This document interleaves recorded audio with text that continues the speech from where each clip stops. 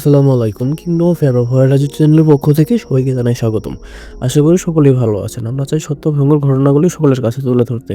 তাই কেউ যদি সত্য ভঙ্গুর ঘটনা পাঠাতে চান, আমাদের ডেসক্রিপশন বক্সে দেওয়া হোয়াটসঅ্যাপ নাম্বার অথবা কিংডম অফ @gmail.com আপনি আপনার ঘটনাটি পাঠিয়ে দিতে পারেন। আর অবশ্যই আমার চ্যানেলটি সাবস্ক্রাইব করে আমাদের পাশে থাকুন। আজকে আমাদের স্পেশাল এপিসোড, আর আমাদের স্পেশাল এপিসোডের নাম দিয়েছি আমরা লাশবাহী অ্যাম্বুলেন্স। তো চলুন, আর এই ঘটনাটি সংগ্রহ করা হয়েছে মেহের আলী নামক একজন অ্যাম্বুলেন্স চালকের কাছ থেকে। তো তিনি যেভাবে লিখেছেন বা যেভাবে পাঠিয়েছেন সেভাবে বলার চেষ্টা করছি। সাল 1996। মেহের আলী ঢাকা মেডিকেল কলেজের সামনে সকাল থেকে দাঁড়িয়ে আছে কোনো রুগী বা কোনো লাশ নিয়ে যাওয়ার জন্য। তো সারাদিন বৃষ্টি। সন্ধ্যার সময় তার কাছে 25 থেকে 30 বয়সী দুইটা ছেলে আসে এবং এসে বলে যে আজিমপুর থেকে সাতক্ষীরা জেলার তালা উপজেলায় লাশ নিয়ে যেতে হবে। আর ঠিক সেই সাতক্ষীরা জেলার তালা উপজেলার পাশেই যে অন্য একটি উপজেলা ছিল, সেখানেই ছিল এই মেহের আলী ভাইয়ের বাড়ি। মেহের আলী ভাই ভাবে, আচ্ছা যাক, যেহেতু আমার উপজেলার পাশের উপজেলায় আমাকে লাশ নিয়ে যেতে হবে, আমি আমার বাড়ি থেকেও ঘুরে আসতে পারবো। তো অন্যান্য সময় যে ভাড়া চাই, সেখান থেকে মানে স্বাভাবিক ভাড়ার চেয়ে কিছুটা ভাড়া কম চাই এই দুই ভাইয়ের কাছ, যেহেতু বাড়ি যেয়ে ঘুরে আসতে পারবে। তো তারা রাজি হয়ে যায়। তো তাদের সাথে নিয়ে আজিমপুরে চলে যায় সেই লাশকে নিয়ে আসার জন্য। তো মেহের আলী অ্যাম্বুলেন্স নিয়ে একটি বাড়ির কাছে গিয়ে থামায় এবং তারা বললে যে গাড়িটি ভিতর নিয়ে আসুন, ভিতরে লাশ আছে। তো মেহের আলী গাড়ি ভিতর নিয়ে যায় এবং ভিতরে গিয়ে দেখতে পায় যে আসলে অন্যান্য মৃত্যু তো সে আগেও লাশ এনেছে, বাড়ি ভর্তি মানুষ থাকে, কান্নার রোল পড়ে যায়। কিন্তু এই বাড়িতে তেমন কোনো লোকই নেই, তারা দুজন ছাড়া, আর দুজন মহিলা। তো এই চারজনে মিলে লাশ তোলার পর মেহের আলী জিজ্ঞেস করে যে লাশ তুলেছেন আপনারা, তার কি হন? তো কথাবার্তাগুলো বুঝতে পারে যে এই দুইজন হচ্ছে সেই যে লাশটি একটি মেয়ের, আর এই দুজন হচ্ছে তার আপন দুই বড় ভাই। লাশ তুলে সাতক্ষীরার উদ্দেশ্যে রওনা করতে করতে রাত 10টা বেজে যায়। সাভার নবীনগর পার হওয়ার পর যে ফাঁকা হাইওয়েটা আছে, তখন থেকে শুরু হয় অদ্ভুত সব ঘটনা। তো মেহের আলী দেখতে পান যে রাস্তায় গাড়ি ঘোড়া কম, যেহেতু বৃষ্টি হচ্ছিল গুড়ি গুড়ি। তো কিছুক্ষণ পর মেহের আলী দেখতে পাই যে রোডের ডান পাশে সারিবদ্ধ অসংখ্য কুকুর, আর প্রত্যেকটা কুকুরের গলায় একটি শিকল দিয়ে বাঁধা, মানে একটি কুকুরের সাথে অন্য আরেকটি কুকুরের একটি শিকল দিয়ে বাঁধা, আর প্রত্যেকটা শান্ত স্বভাবে সামনের দিকে এগিয়ে যাচ্ছে। অসংখ্য কুকুর। মেহের আলীর গাড়ির স্পিড একটু বাড়িয়ে দিয়ে কুকুরগুলোকে অতিক্রম করে। তো কিছুক্ষণ চলার পর আবার দেখতে পাই যে সেই রকমের কুকুরই, কিন্তু স্বাভাবিক কুকুর হচ্ছে, অনেক বড় কুকুর, 2-300 কুকুর হবে, রাস্তা পার হচ্ছিল একদম শান্ত স্বভাবে। তখন মেহের আলীর একটু খটকা লাগে, আসলে কুকুররা তো এত শান্ত স্বভাবের হয় না, আর একদম সুশৃঙ্খল ভাবে রাস্তা পার হচ্ছে, আর কুকুরগুলো দেখতেও স্বাভাবিক কুকুরের চেয়ে বড় দেখা যাচ্ছে। এখানে কোনো সমস্যা আছে কিনা। তখন মেহের আলী অ্যাম্বুলেন্স থামায়। কুকুরগুলো যখন রুট পার হয়, তখন কুকুরগুলোর শেষে, মানে কুকুরগুলো রুট পার হওয়ার শেষে দেখতে পাই যে কালো পোশাক পরা, মুখ দেখা যাচ্ছে না, উঁচা লম্বা একটি লোক হাতে শিকল নিয়ে, মানে সেও রুট পার হয়েছে। তখন মেহের আলী বুঝতে পারে আসলে স্বাভাবিক কোনো ঘটনা ঘটছে না, এগুলো অস্বাভাবিক কোনো ঘটনা ঘটছে। তখন মেহের আলী তার যে ওই লাশের দুই ভাই ছিল তাদেরকে বলে যে আপনারা সূরা কেরাত পড়তে পড়তে সমস্ত রাস্তা আমরা যাই, তাহলে আল্লাহর রহমতে কোনো সমস্যা হবে না।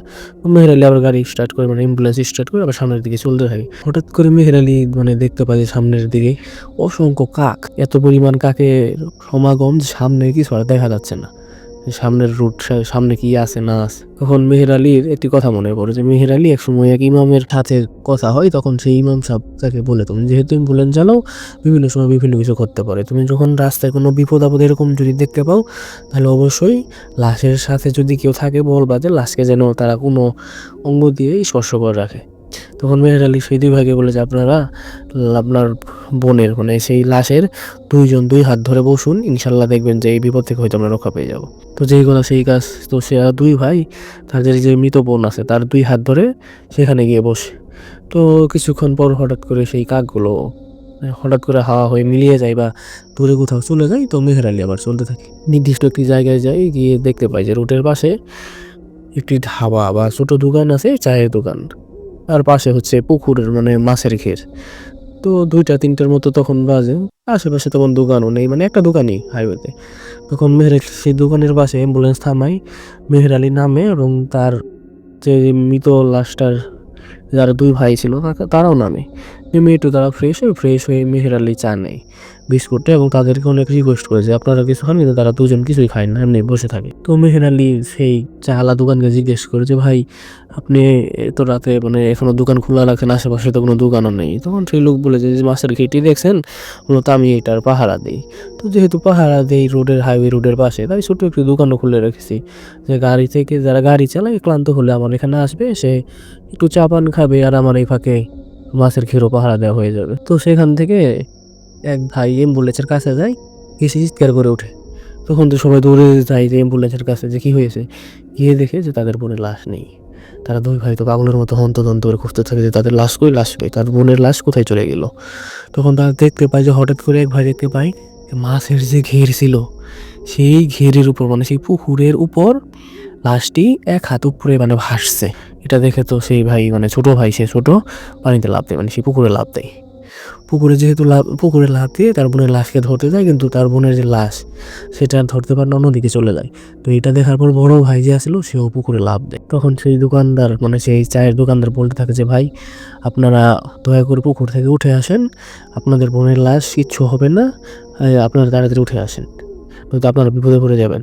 কিন্তু কিন্তু ভাইয়েরদের মন তো মানে না, তারা বোনের লাশ এভাবে রেখে কীভাবে যাবে। তো অনেক রিকোয়েস্ট করার পর অনেক কথা বলার পর তারা দুই ভাই পুকুর থেকে উঠে আসে। আর লাশটা হয় কি মানে বাদ আসে, যেমন কোনো কিছু ধরলে এই পাশ থেকে ওই পাশে যায়, ওই পাশ থেকে ওই পাশে যায়। চার কোনা পুকুর ছিল, পুকুরের চার কোনায় মানে লাশটা একবার ওই কোনোই যাচ্ছে, একবার এই কোনোই যাচ্ছে। আর তখন দোকানদার কি করে, আশেপাশের যত লাকড়ি ছিল বাঁশ টাস ছিল সবগুলো পুকুরের চারপাড়ে রেখে আগুন ধরিয়ে দেয়। মানে এমনভাবে আগুন ধরাচ্ছিল যাতে কোনো পার আগুন বন্ধ না হয়।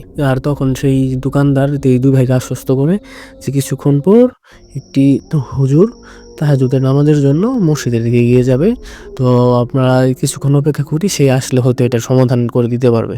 তো কিছুক্ষণ পর সেই একটি হুজুর আসে সাইকেল চালিয়ে। তখন এই দোকানদার সেই হুজুরকে বলে যে হুজুর দয়া করে একটু থামুন, এখানে একটু সমস্যা হয়েছে। তখন হুজুর আসে, এসে দেখতে পাই যে এই অবস্থা।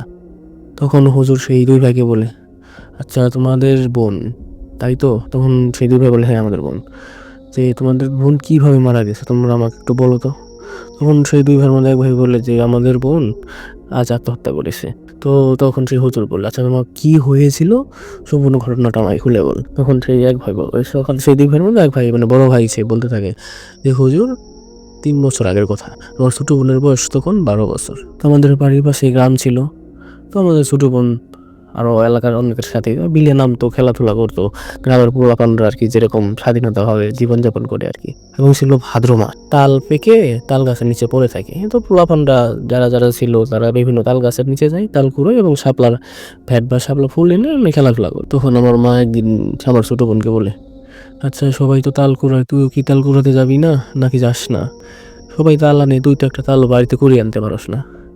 তখন আমার বোন মনে মনে প্রস্তুতি নেই, আজ সকাল যখন হবো ভোরের প্রথম আলো ফোটার সময় যে নদীর ওপারে তাল গাছ আছে, জোড়াত 2টা তাল গাছ আছে, সেখানে যাব, সেখান থেকে তাল কুড়িয়ে নিয়ে মাকে দেবো, মা খুশি হবে। কিন্তু আমার বোন কি করে, চাঁদনি রাত থাকায় সে বুঝতে পারে না যে কখন রাত কখন সকাল। যে গভীর রাতে সে বাড়ি থেকে বের হয়ে সেই নদীতে যায়, নদী থেকে শাপলা তোলে, নদী পার হয়ে সাঁতার কেটে সেই জোড়া তাল গাছের নিচে যায়। তাল গাছের নিচে গিয়ে দেখে অনেক তাল পড়ে আসে। তখন সে তালগুলো কুড়িয়ে এনে এক জায়গায় রাখতে থাকে। তো সামনের দিকে তাকিয়ে সে আরেকটা মানুষকে দেখতে পাই, সেও তার মতো তাল কুড়াচ্ছে। তখন আমার ছোটো বোন জিজ্ঞেস করে কে গো তুমিও কি তাল কুড়াতে এসেছো নাকি? আর তোমাকে তো চিনতে পারছি না। তখন সেই লোকটা বলে যে আমি তোমার জন্যই তাল কুড়াচ্ছি, তুমি প্রতিদিন এখানে এসো, আমি তোমাকে প্রতিদিন তাল কুড়িয়ে দেবো। তখন আমার ছোটো বোন বলে যে আমি তো তোমার মুখটা এখনো দেখলাম না, কে গো তুমি, দেখি তোমার মুখটা। এই কথা যখনই বলেছে তখন সেই লোকটা তাল গাছের নিচে থেকে মানে লাফিয়ে একদম উপরে তাল গাছে উঠে যায়। এটা দেখে আমার ছোটো বোন অনেক ভয় পাই, দেখে তাল এবং শাপলা সব ওইখানে রেখে তাড়াতাড়ি করে বাড়ি চলে আসার পর আমাদেরকে জানাই। তখন তো আমরা অনেক বকা দিচ্ছি, তুই কেন তাল কুড়াতে গিয়েছিলি, যদি কোনো বিপদ হতো। তারপর মানে তখন সকালবেলা আমরা যাই, গিয়ে দেখি যে আসলে কোনো লোক ওখানে আছে কিনা তাল গাছের উপরে, কিন্তু গিয়ে দেখি না কেউ নেই। মানে আমরা গিয়ে দেখি অনেকগুলো তাল পড়ে আছে, কিন্তু তালগুলো ছিল আধ পাকা, তো কোনো তাল গাছ থেকে হয়ে পড়ার কথা না। এরপর আমার বোনকে বারণ করে দিই যে তোর আর তাল কুড়াতে মানে যেতে হবে না। সে কয়েকদিন পর আবার কি করে আবার সেই সময়েই সকাল মনে করে আবার সেই ভোর রাতেই সে বিল পার হয়ে তালকুড়াতে যায়। তালকুড়াতে যাওয়ার পর সে তালকুড়া সেদিন আর সেই মানে যে লোকটাকে দেখেছিল সেটা দেখে না। তো যখন তাল কুড়ানোর পর তাল নিয়ে নদী পার হয়ে বাড়িতে আসবে, তখন সে দেখতে পায় নদীর মাঝখান থেকে সেই লোকটা অনেকগুলো শাপলা নিয়ে তাকে ডাক, যেদিকে আসো শাপলা নিয়ে যাও। এটা দেখে আমার বোন তো আবার ভয় পেয়ে যায়। সে তাড়াতাড়ি নদীতে নেমে সাঁতার কাটে, যখনই মানে এপার হয়ে বাড়িতে আসতে যাবে তখন সে অনুভূত হয় যে কিছু একটা পিছন থেকে দৌড়ে মানে তাকে ধরার জন্য কিছু আসছে। সে অতি দ্রুত সাঁতার কাটে এবং যখন উঠবে তখন তার পায়ের কাছে কিছু একটা আঁচড় লাগে এবং সামান্য পরিমাণ রক্ত বের।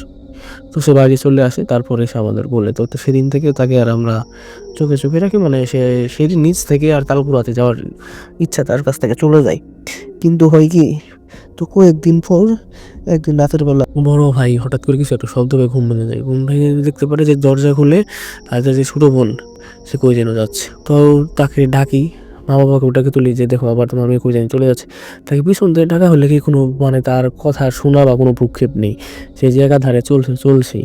তো আমরাও তার পিছন পিছন যেতে থাকি। যখন বিলের কাছে যাই তখন আমরা তাকে খপ করে ধরে বাসায় নিয়ে আসি। তারপর পরের দিন সকালে তখন আমরা তাকে বলি যে তুই তো এমন এমন করছিস। সে বলে না কই, আমি তো ঘুমিয়েছিলাম, এখন ঘুম থেকে উঠলাম মাত্র। তো তারপর পাশের মসজিদের একটি হুজুরের সাথে কথা হয় যে এই সমস্যা হচ্ছে, কি করা যায়। তখন সেই হুজুর বলে যে আপনাদের মেয়েকে তো একটি খারাপ জিনের নজর পড়েছে, পানি ফোড়া দিয়ে যায়। তো পানি ফোড়া খেয়ে তো তেমন কোনো সমস্যা হয় না। কিন্তু একদিন পর আমার ছোটো বোন মানে হঠাৎ করে শুকিয়ে যেতে থাকে। তার ছিল না দোষ চেহারা, কিন্তু হঠাৎ করে সে শুকিয়ে যায়। তোমরা ডাক্তার দেখাই কিন্তু এর কোনো সুরাহা হয় না। তারপর ভালো একটা যখন হুজুর দেখায় তখন সেই হুজুর বলে যে আসলে তোমার বোন তো সুস্থ হয়নি, তোমার বোনকে কালো জাদু করা হয়েছে। আর এই কালো জাদুটা করেছে নদীর ওই পারে এক পিশাচ। এই পিশাচ যেদিন যে তোমার বোনের পায়ে দেখা পেয়েছিল বা পানিতে কিছু আঁচড় দিয়েছিল, সেই আসলে আঁচড় দেয় মানে কোনো কিছু আঁচড় বা কোথাও কিছুতে লেগে পা কাটেনি, সেই জিন তোমার বোনের রক্ত নিয়ে কালো জাদু করেছে। তো অতি দ্রুত তোমার বোনকে এখান থেকে দূরে কোথাও পাঠিয়ে দাও, নয়তো তোমার বোনকে বাঁচানো যাবে না। তারপর আমরা দুই ভাই আমাদের বোনকে নিয়ে ঢাকায় চলে আসি। আমরা এক ভাই কাজ করে আরেক ভাই বোনের সাথে থাকতাম, আবার অন্য ভাই যখন বাসায় ফিরতাম অন্য ভাই কাজ করে আবার তার সাথে থাকতাম।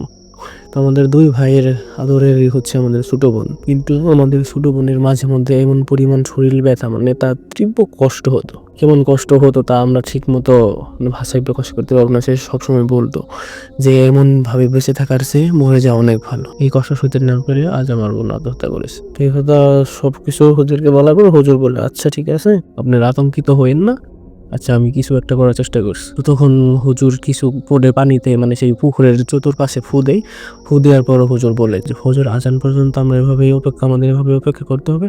ইনশাল্লাহ ফজরের আজানের পর এই লাশটি একা একা উপরে উঠে আসবে। তো যেমন হুজুর বলেছিল, ফজরে যখন আজান হয় তখন সেই ভাসতে থাকা লাশটি একাই উপরে উঠে আসে। লাশটি আবার অ্যাম্বুলেন্সে তোলা হয়। তখন হুজুর সেই দুই ভাইকে বলে যে এই লাশটিকে অতি দ্রুত গিয়ে কবর দিয়ে দিবেন, আর আজকের রাতেই সেই কবরটি পাহারা দেবেন। সেই যে পিশাচটি আছে যে কালো জাদু করেছে, সে প্রচুর পরিমাণ চেষ্টা করবে আজকের রাতে আপনার এই লাশটিকে মানে আপনার বোনকে লাশটিকে কবর থেকে নিয়ে তুলে নিয়ে যেতে। আজকে যদি নিতে না পারে সে আর কখনোই নিতে পারবে না। তখন সেই দুই ভাইয়ের রিকোয়েস্ট করে যে হুজুর আপনি আমাদের আজকে সাথে চলেন, বাকিটা পথ নয় রাতে বা সন্ধ্যার দিকে আপনি চলে আসবেন, কিন্তু কবর দেওয়া পর্যন্ত আপনি আমাদের সাথে থাকবেন। তো কাকতি বিনতি করার পর সেই হুজুরিও রাজি হয়ে যাচ্ছে, আমি আজ আপনার সাথে যাব। ফজর নামাজ পড়ার পর সেই দুই ভাই বললেন সামনে বসে মানে চলে যাই। চলে গিয়ে কবর দেওয়া হয়। কবর দেওয়ার পর হুজুর সবাইকে মানে যারা যে জানাজা নামাজে এসেছিল এবং কবর দিয়েছে এলাকাবাসী তাদের উদ্দেশ্যে এই ঘটনাগুলো বলে এবং বলার পর বলে যে আজকে সাহসী কিছু লোক লাগবে এই কবরকে পাহারা দেওয়ার জন্য। সেই পিশাচটি আসবে লাশটিকে তুলে নিয়ে যেতে। যারা যারা অত্যন্ত সাহসী আছেন তারা আমার কাছে মানে এইদিকে আসেন, আপনাদের আমি শরীর এখনই বন্ধ করে দিব, তেল পোড়া পানি পোড়া দিয়ে যাব, যেন আপনাদের কোনো ক্ষতি করতে না পারে সেই পিশাচটি। তো অনেকে উদ্বুদ্ধ হয় এবং হুজুর সেখান থেকে কয়েকজনকে সিলেক্ট করে, আর তাদের দুই ভাই তো সাথে আছেই, তো তাদের পানি পোড়া তেল পোড়া দিব শরীর বন্ধ করে দিয়ে। তো তারপর বিকেলের দিকে মেহের আলী ভাই সেই হুজুরকে নিয়ে চলে আসে। তো আসার সময় কোনো সমস্যা বা তেমন কিছু হয়নি।